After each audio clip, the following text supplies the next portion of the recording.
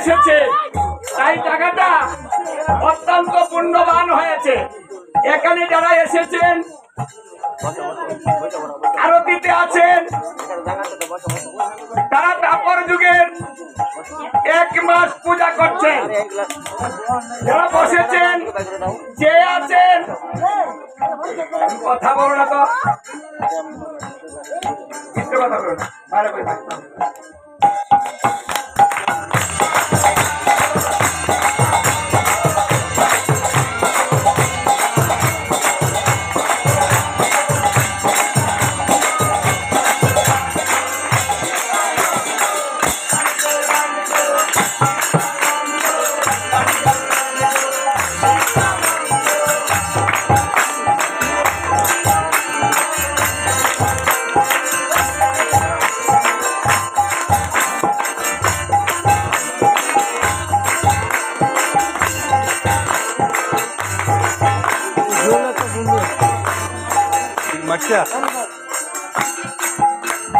কলিকালের ভজনটা হচ্ছে সর্বশ্রেষ্ঠ। কেন শ্রেষ্ঠ? কারণ এই কলিকালের ভজন হচ্ছে আনন্দদায়ক ভজন, আরাম প্রিয় ভজন, তালের ভজন। দেখুন, যার তাল নাই তার সংসার হয় না, যার তাল নাই তার কীর্তন হয় না, যার তাল নাই তার ঝগড়া হয় না, যার তাল নাই সে নৃত্য করতে পারে না, যার তাল নাই সে বাদ্য বাজাতে পারে না। তাহলে প্রত্যেকটার মধ্যে তালের দরকার। এই জন্য মহাপ্রভু বৃন্দাবনে যে রাস হয়েছিল, সেই রাসের মধ্যে যে তালগুলা হয়েছিল, সেই সমস্ত তাল এবার মহাপ্রভু নিয়ে আসলেন নাম যজ্ঞ।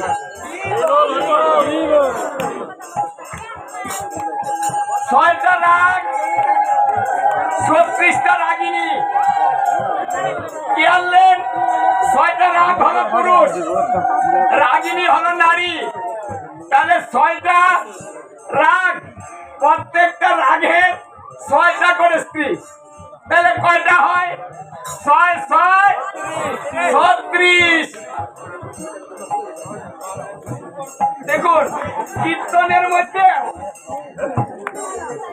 নারী পুরুষের সংযোগ আছে। এই নাম যজ্ঞে যদি মায়েরা না আসে, এই কীর্তন জমবে? যদি মায়েরা উলুধ্বনি না দেয়, কীর্তন ভালো লাগে? মায়েরা না আসলে আসর পরে, আচ্ছা মায়েরা যদি সংসারে দেখে বসে থাকে, তাহলে সংসারটা কি হয়? ভালো বাড়ি থেকে আসে, মা যদি অফুলে বেড়ে, ভালো লাগে? দেখুন, ভালো লাগে না। এই জন্য ভগবান কি করলেন? এই সংমিশ্রণে একটা ধর্ম সৃষ্টি করলেন, সবাই মিলে যেন একসাথে সেই ধর্মটা করতে। সেই ধর্মটাই হচ্ছে কলিকালের শ্রেষ্ঠ ধর্ম, যজ্ঞ। নাম যজ্ঞ মানে নামের দ্বারাতে যজ্ঞ। এই জন্য সংসার ভালো চান, হাতে তাল মিলান। যদি পাপ দূর করতে চান, হাতে তাল মিলান। যদি শান্তিতে থাকতে চান, হাতে তাল মিলান।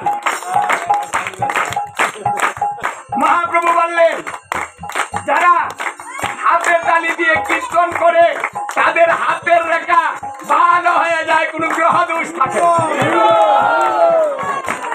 তাহলে গ্রহ দোষ দূর করার জন্য আমার মহাপ্রভু যে শিখিয়েছেন, ওটা ব্যবহার করুন।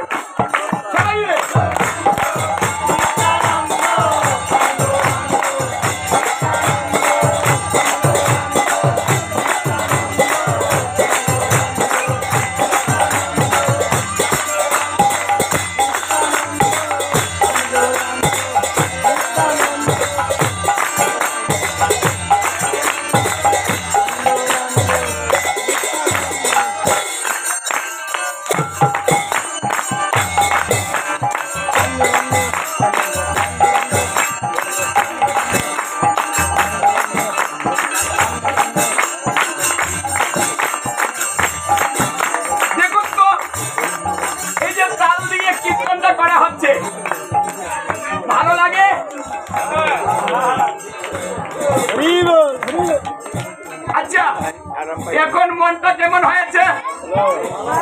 কীর্তনে আসার পূর্বে মনটা কেমন ছিল, কীর্তনে আসার পরে মনটা কেমন হলো, আর এখন নগদ কেমন হলো? কারো যদি মনে কোনো ব্যথা থাকে, ব্যথা নিয়ে কীর্তনে আসুন, ব্যথা ভালো হয়ে যাবে। আচ্ছা, এখন নগদ এই মুহূর্তে কারো মনে ব্যথা আছে, স্বামী স্ত্রী ঝগড়া আছে, জ্বালা যন্ত্রণা আছে, ব্যথা বেদনা আছে, থাকলে হাত তুলেন। কার আছে? নাই। দেখেছেন সব ব্যথা ভালো হয়ে গিয়েছে। এটাই হলো নাম যজ্ঞের শ্রেষ্ঠতা। হ্যাঁ,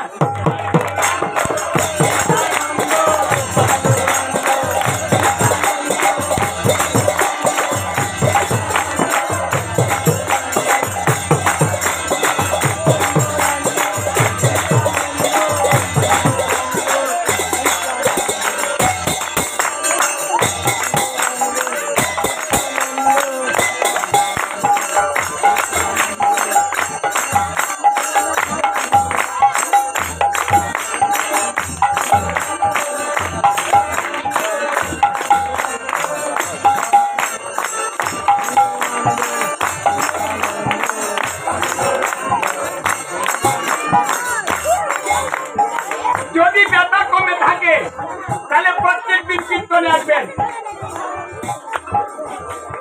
যত কীর্তনে বেশি আসবেন তত ব্যথা কমে যাবে।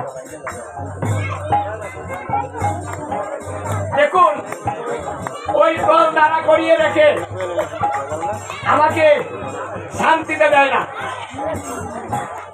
এই যে মায়েরা চুপ করো। দেখুন, কেউ যদি দাঁড়িয়ে থাকে তাহলে মনটা কেমন করে না? তারা, এই তারার জন্য আমার হয় না। যাই হোক, আপনারা সময় দেন যেমন আমার হবে তেমন, এটাই স্বাভাবিক। যাই হোক, অল্পে বুঝে অনেকে বুঝে, তারা যদি অল্পেই সন্তুষ্ট থাকে তাহলে আমিও সন্তুষ্ট, কারণ বয়স হয়েছে, বেশি বাড়ি না, অল্প হলে বেশি ভালো। তবে আব্বাস আমাদের ধর্মীয় প্রতিষ্ঠান শিক্ষা দেওয়ার মতো কোনো ব্যবস্থা নেই, যার জন্য আমি এই নাম যজ্ঞে দাঁড়িয়ে কথা বলি। এটা সবাই বলে না, আমি ঝুঁকি নেই, পরিশ্রম করি, তারপরেও কিছু বলার চেষ্টা করি।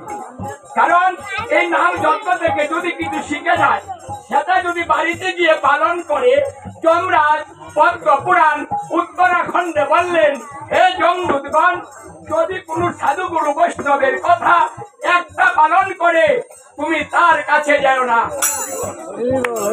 একটা কথা যদি কীর্তন থেকে আপনি নিয়ে বাড়ি যান আর সেটা পালন করুন, তাহলে আপনার কাছে জম আসবে না, বিষ্ণুদূত আসবে, কিন্তু যমদূত আসবে না, জমালয়ে যাবেন না, বারবার সুযোগ পাবে।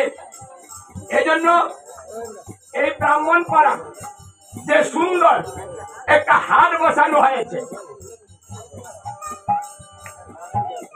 আমার নিতাই যদি খুশি হয় তাহলে গৌড়ের কাছে যেতে পারবেন, গৌর যদি খুশি হয় আপনি বৃন্দাবনের রাধা কৃষ্ণের কাছে যেতে পারবেন।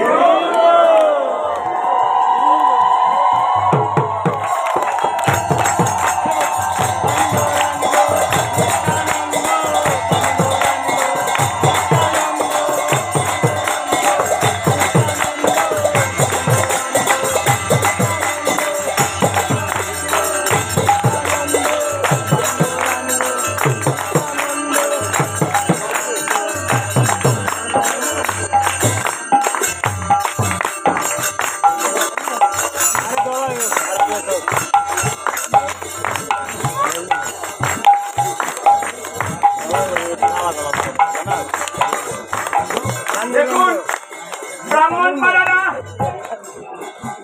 এরা কিন্তু খুবই নিঃস্ব, এদের এত টাকা পয়সা নেই, তাই দশের কাছ থেকে ভিক্ষা করে এই আয়োজনটা করে, ওটা আপনারা জানেন। আর ভিক্ষা করার ব্যবস্থা আমার মহাপ্রভু স্বয়ং করেছে। তাই কীর্তনে এসে যদি কেউ কিছু দান করেন তাহলে ওই টাকাটা কি হবে?